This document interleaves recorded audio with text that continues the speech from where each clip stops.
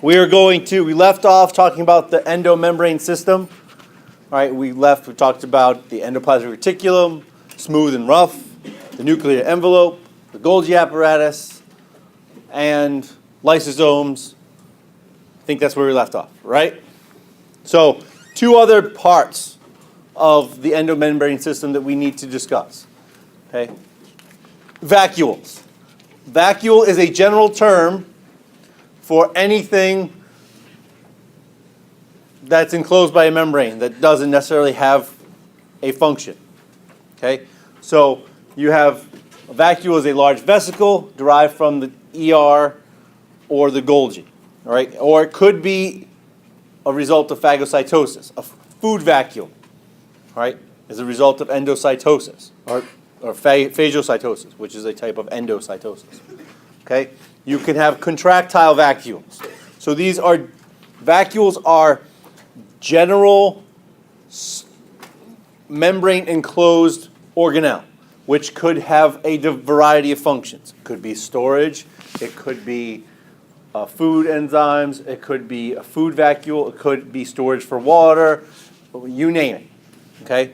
They have different functions, so you have a food vacuole formed by phagocytosis.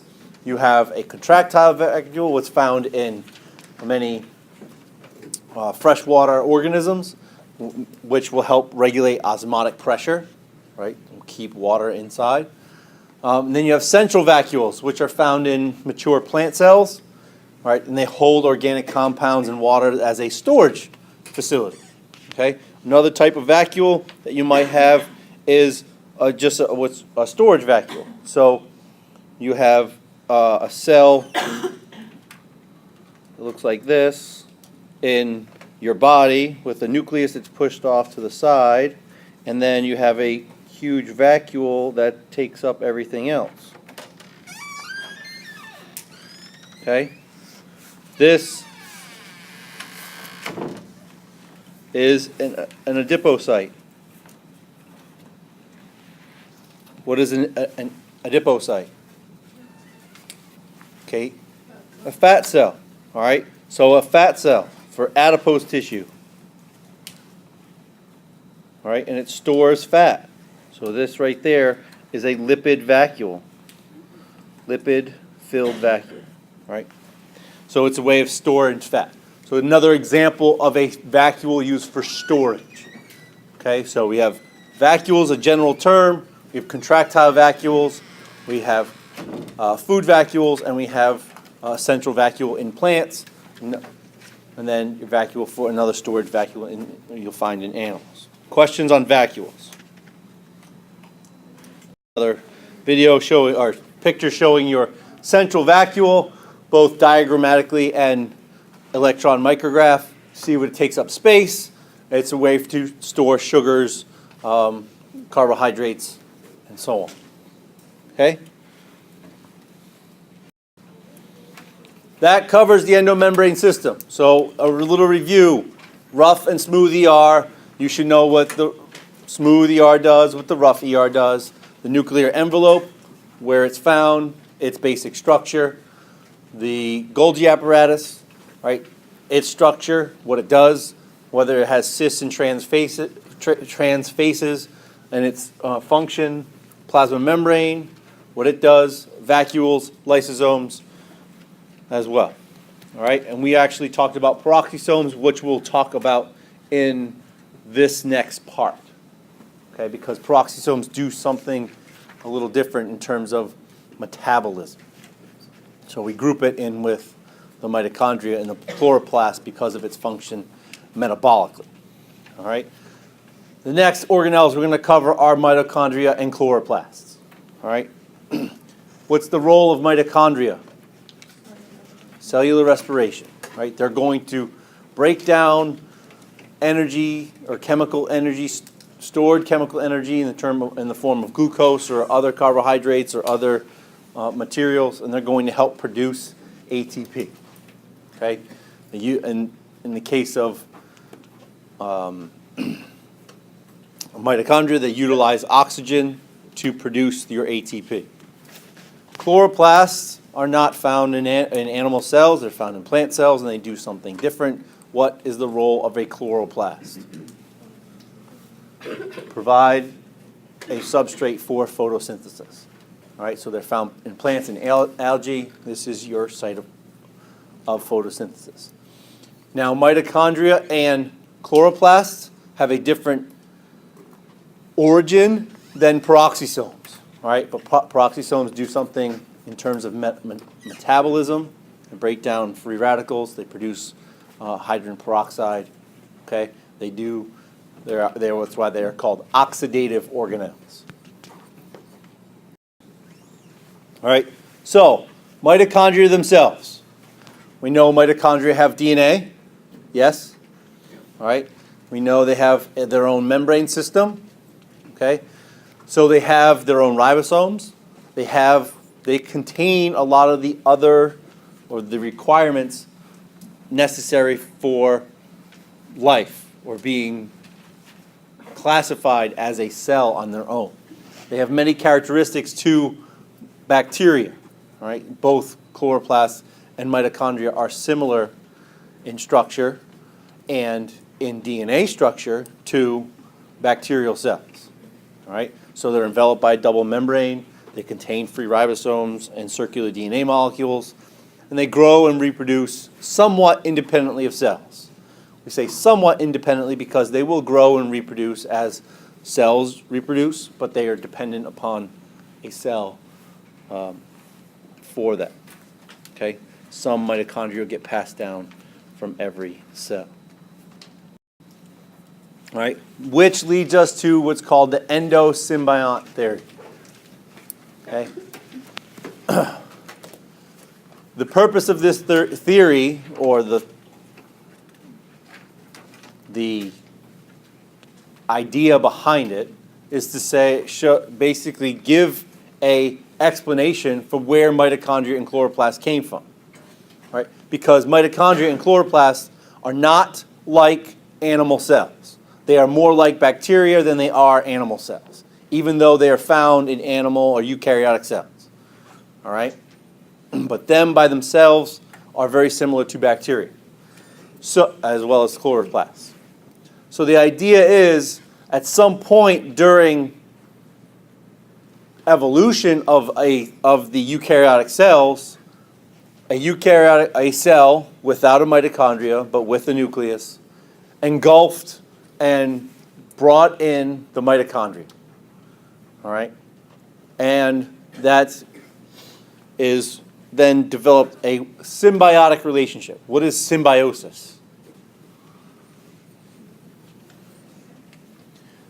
So it's a relationship between two different cells or organisms where both parties benefit.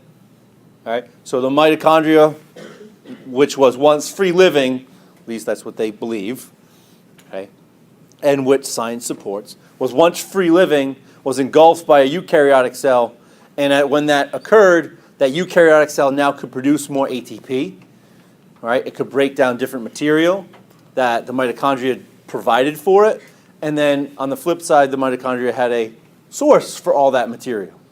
Right? The cell was bringing it in for them, okay, and utilizing its own. It had a space for reproduction and safety. Okay? So the host cell and the endosymbiont, whether it be your mitochondria or the chloroplast, merged into a single organism, right? A eukaryotic cell with a mitochondria. And then years later, or millions of years later, however it might be, I don't know, I wasn't there, okay, at least one of these cells engulfed a photosynthetic bacteria, right, which then gave rise to plant cells, right, that have both chloroplasts and mitochondria. Because all eukaryotic cells have mitochondria, so at some point that an ancestor of those had to have a mitochondria. And at some point, one of those cells, a different lineage, engulfed the chloroplast and then eventually gave rise to plants, algae, photosynthetic, those cells that contain chloroplasts. That's the endosymbiont theory. Is that over time, the mitochondria and the chloroplasts were internalized and developed a symbiotic relationship with a eukaryotic cell. All right?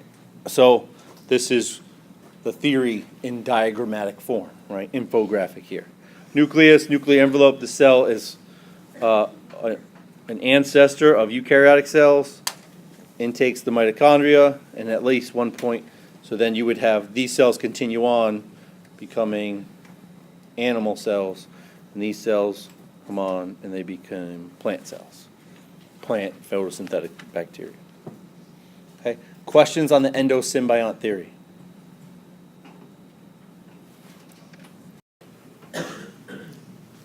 Structure of the mitochondria, and structure is directly related to function across biology, anatomy, and so on. Okay?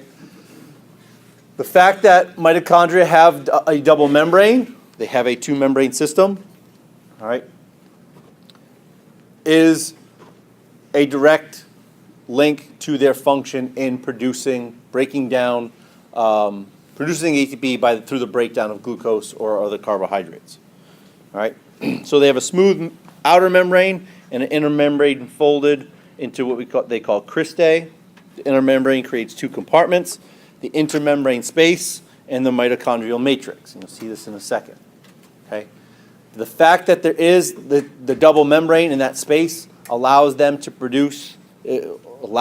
mitochondria to produce a concentration gradient, which is utilized to produce ATP. All right, that double membrane area is what is important.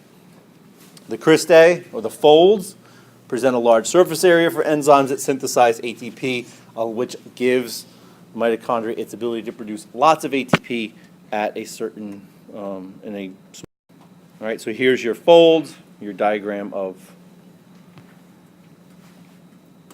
the mitochondria. All right, you'll notice you have DNA, free ribosomes, right, that are found within the inner membrane space or the matrix. The intermembrane space is between the two membranes. That's where the concentration gradient is produced in order to help produce ATP. Okay? ATP synthase enzymes are found on the inner membrane,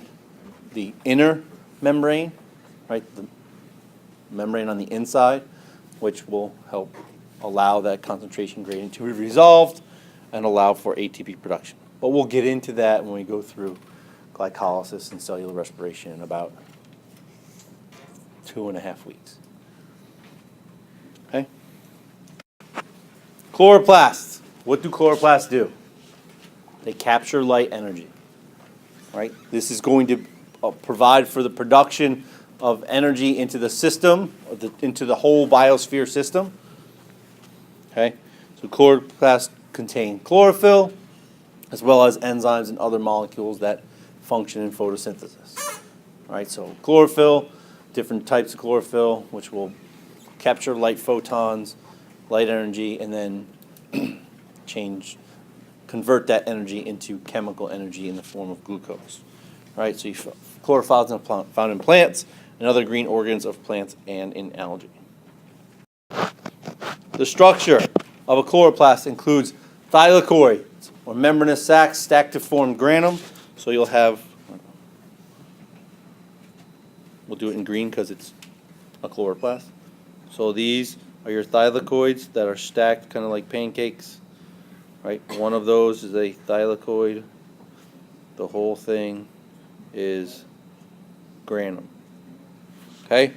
Stroma is the internal fluid, so it is just kind of like a cytoplasm of the chloroplast, stroma. Right? And chloroplast is one of a group of plant organelles called plastids. Right? So although it's a very defining type of organelle, there are others that are in that type of okay, so this is your chloroplast. All right, you'll see that there's separate DNA for the chloroplast, double membrane. They have thylakoids, right, that are arranged in granum, and you have the transmission electron micrograph showing the structure internally. Okay.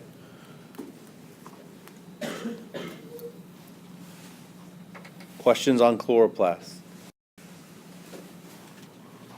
Last bit is peroxisomes, right?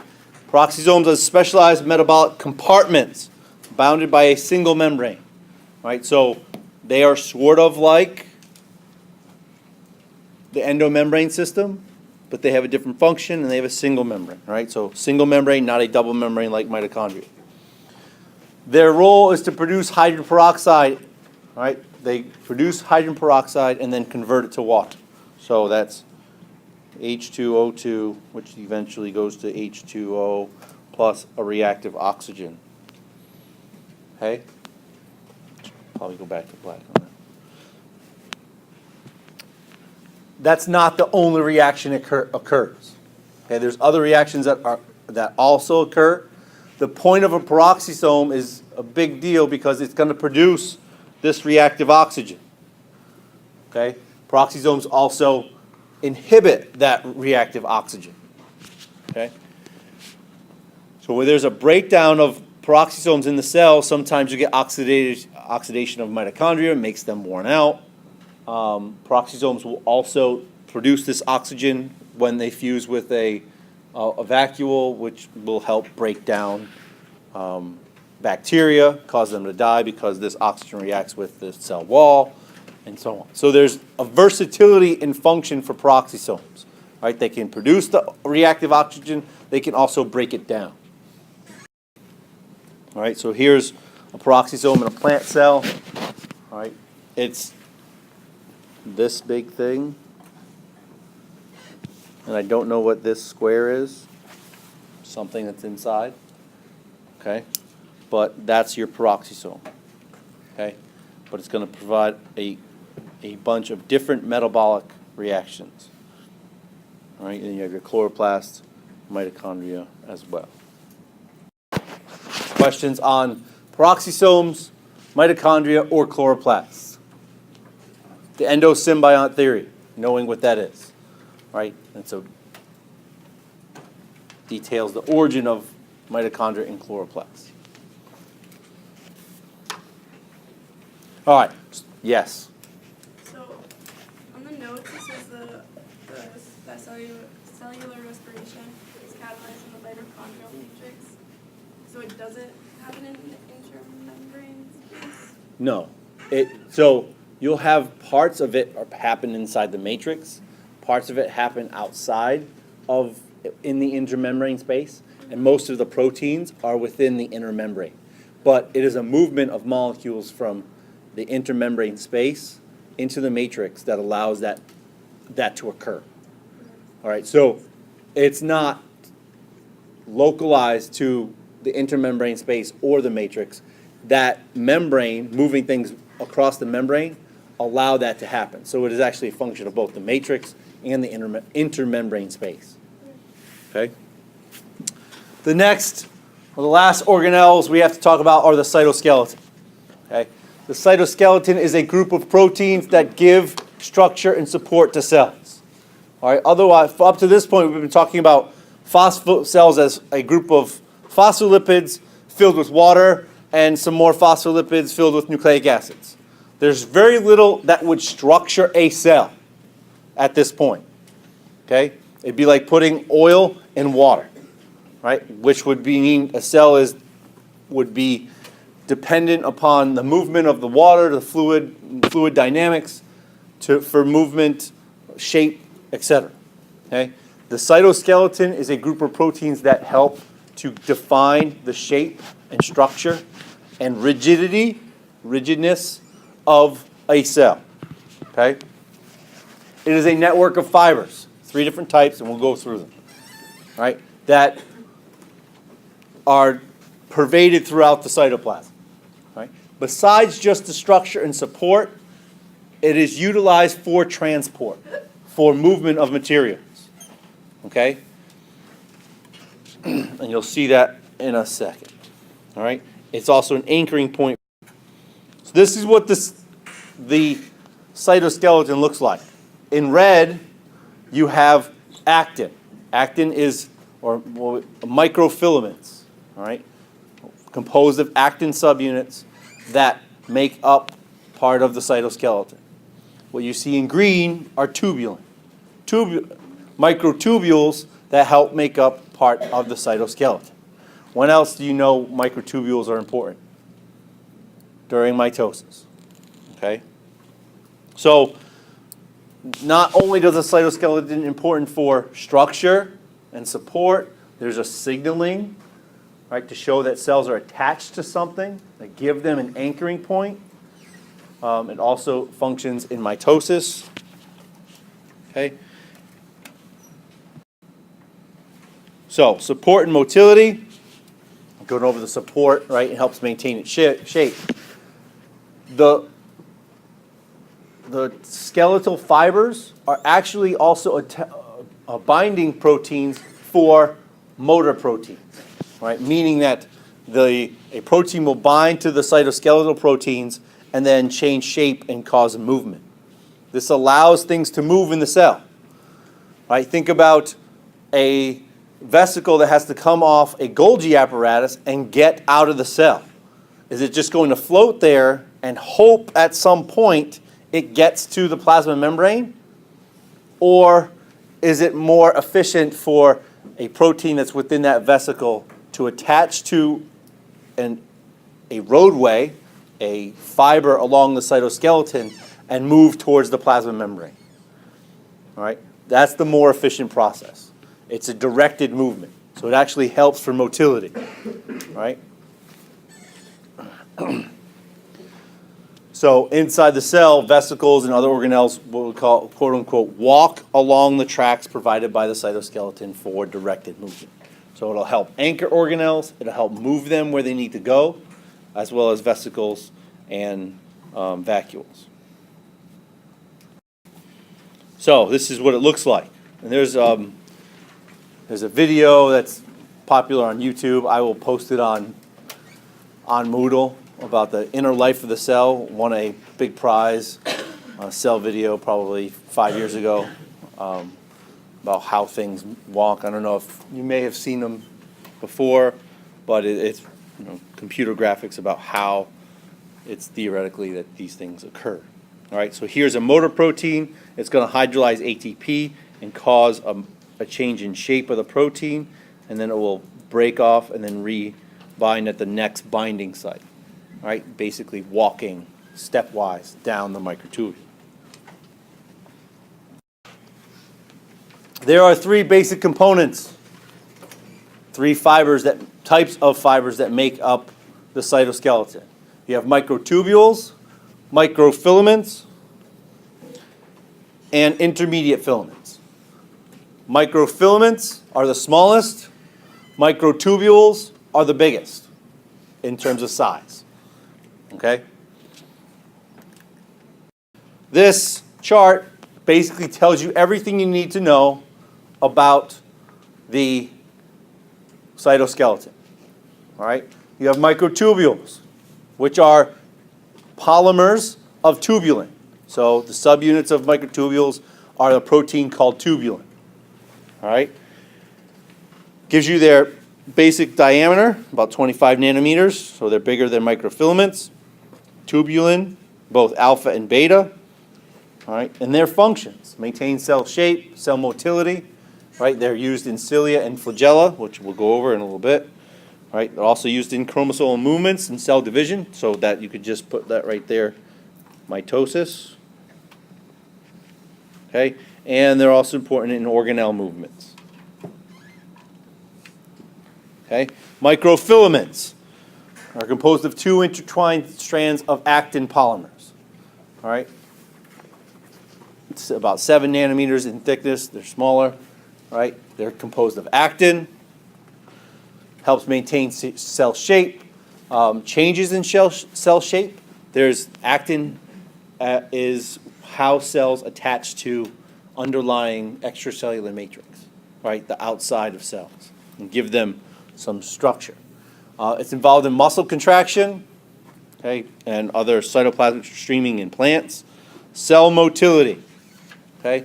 Cell is anchored to something. You grow cells on a microscope slide or a petri dish, right, on plastic. The cell has to attach to it. So it will produce what we call focal adhesions, attachments to that plastic. And those are bound to through actin. Right? Actin polymerizes there. Gives a cell a contact, a structure, an anchoring point, right, wherever it might be. And then you have intermediate filaments, which are fibrous proteins supercoiled into thicker cables, right, a little thicker than microfilaments. One of several proteins, such as keratin. Okay, keratin is one of the big ones, and it's of rod light. Collagen's another one. Right, this involved in anchorage of the nucleus and certain other organelles, and helps form the nuclear lamina. Laminin is another protein that's involved in that. Right, so that's what we're going to go over the next 5 minutes in a nutshell. Okay, if you know that, you're in good shape for cytoskeleton. All right, so microtubule, shape and support of the cell. They guide movement of organelles. They separate chromosomes during cell division and mitosis.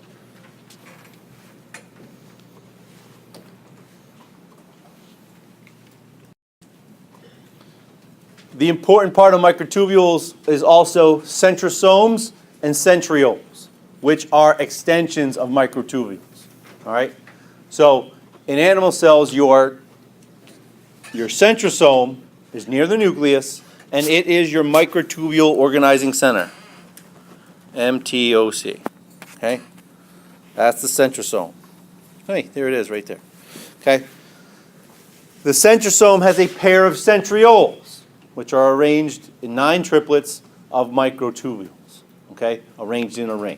So it's 1, 2, 3, 1, 2, 3, and then a ring like that. You'll see it in a second. Okay, here's your microtubules. All right, this is the structure of the centrosome, or the centriole. All right, this also is an extensions of this lead to the structure of cilia and flagella. Okay, so here's your centrioles, and they're at 90 degrees. They're perpendicular to one another. Microtubules, your triplet ring, right, what we call 9+2 formation. You'll see that in the flagella and the cilia in a second. Note the location of where they are. They are usually on one side of the nucleus. Okay, and then during cell division, they migrate to opposite poles, okay, which then form the spindle and allow for cellular division to occur. Cilia and flagella, right? This is a direct extension of microtubules, right? And microtubules control the movement of cilia and flagella, okay? So the beating of cilia and flagella is a movement of the proteins of the microtubules themselves. Okay? Difference between flagella and cilia. What's a flagellum? Amy. Joe, sorry.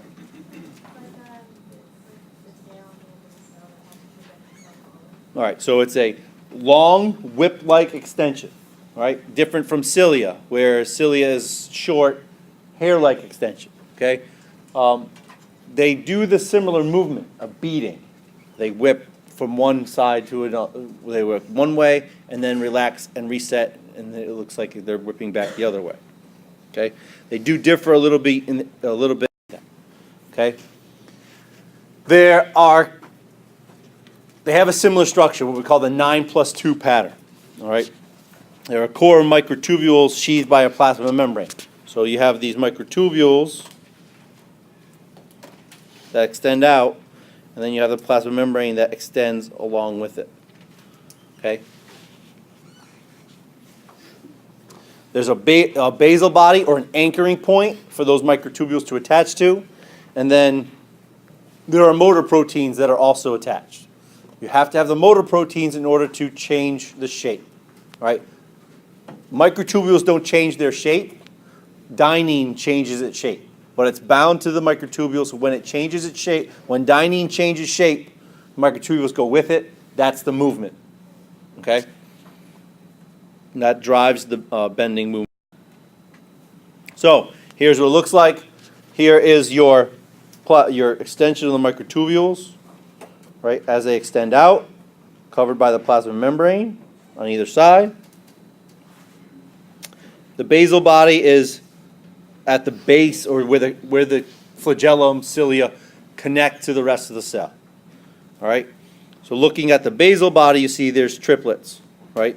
3 microtubule rings that are attached to one another with no inner microtubules.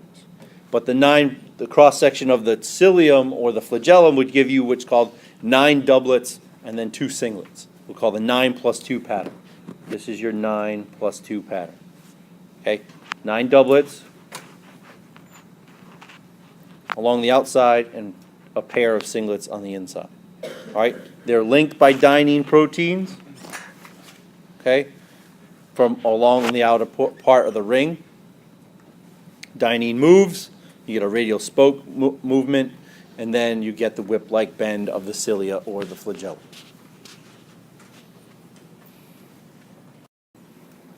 All right.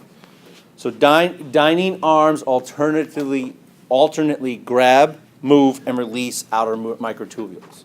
So those, it's going to bind, move, release. Bind again, move, release. So, and the 9 plus 2 pattern puts it in a circle, so it always looks like it's doing one type of bending, but it's actually ratcheting around.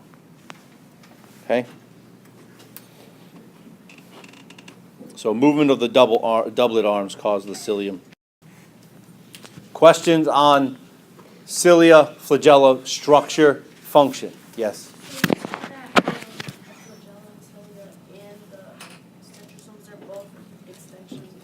The centrosome is the organizing center of all microtubules, okay? And then the cilia and the flagella are extensions of the microtubules within the cell. So they extend out from the cell itself.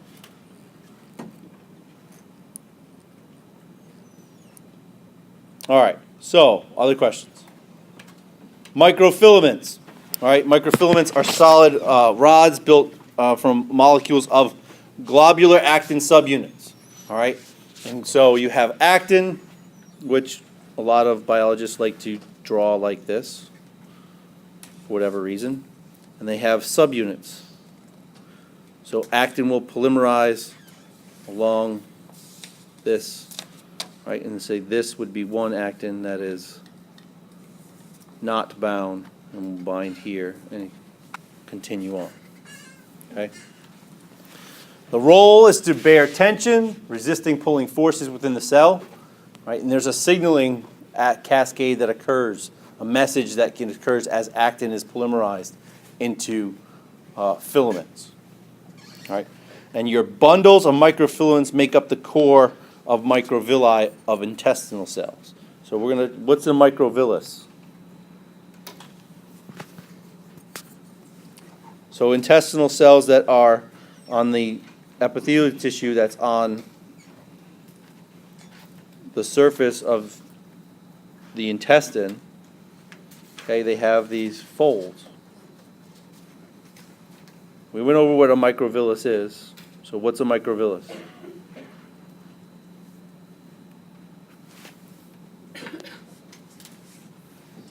So this is the cell, and this one of these is a villus.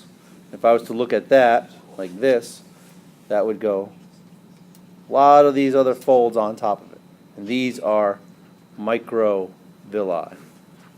Okay, but actin is actually polymerized to produce these villi and the microvilli themselves.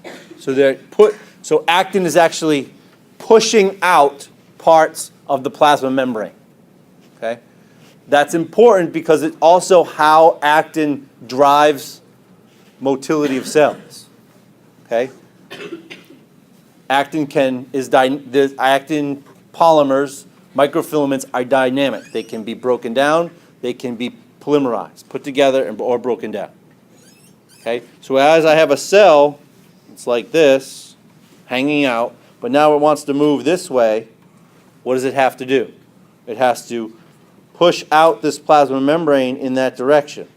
By doing so, it polymerizes actin here and depolymerizes actin somewhere else. Right? So it depolymerizes here, so the cell moves this way, and it polymerizes it that way, so it will grow out like that. Okay? So it has to do with cell motility as well. All right, so here's your microvillus. Right, and those are this. Here are your actin subunits, and then you can see actin meshwork, microfilaments, and it pushes out and into each microvillus, pushing out the plasma membrane, right, by increasing surface area of the cell itself.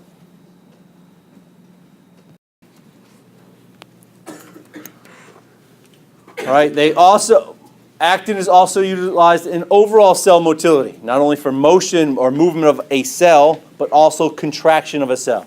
Right? It reacts with myosin for muscle contraction. Right, Nate? Right. Right? That allows for muscle contraction. You have amoeboid movement of white blood cells and cytoplasmic streaming in plants. So that's all actin dependent. Okay? So if you have some type of drug that prevents or depolymerizes actin, what happens? Do cells move? Will cells move? You tell me. Here's your setup. I have a petri dish here. With all these cells growing. To this dish, I'm going to add a chemical that depolymerizes actin. What happens to cell motility?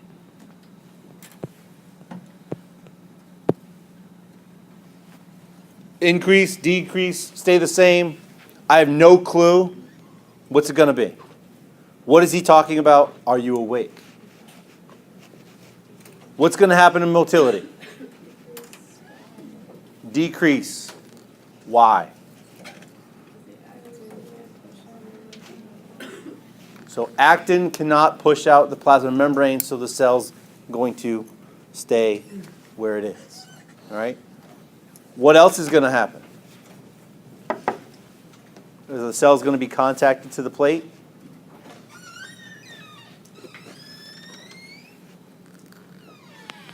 What do you think? Or are they going to start to float around? Actin's important in cells binding to this plastic. All right? So if I drew a cell, so here's the plastic, okay? And I drew a cell attached to it from the side view. It actually floats like this. All right? And at certain spots along this, there's contacts that occur between the cell and the cell plate that attach the cell and its cytoskeleton to this substrate. Right? This could happen in tissues as well. In the body, cells are attached to each other. Okay. So now, if I depolymerize actin, what's going to happen to these contacts? What do you think is going to happen? They're going to be released, right? No more contacts. Now this cell thinks it's not attached anymore. That means it's going to start to die, right? Unless it has some type of other genetic abnormality that actually makes it think it's going to be okay. All right, last one, intermediate filaments. Okay, they're larger than microfilaments, smaller than microtubules. They support cell shape and fix organelles in place. They are not as dynamic as microfilaments or microtubules. And they're not utilized as much for movement of organelles or the cell. Right? They're more the structure. Okay? So they're more permanent than the other two. Questions on cytoskeleton? The chart gives you all well, gives you 90% of what you need to know about the cytoskeleton. The other part is cilia, flagella, and the movement that occurs. Okay? Questions?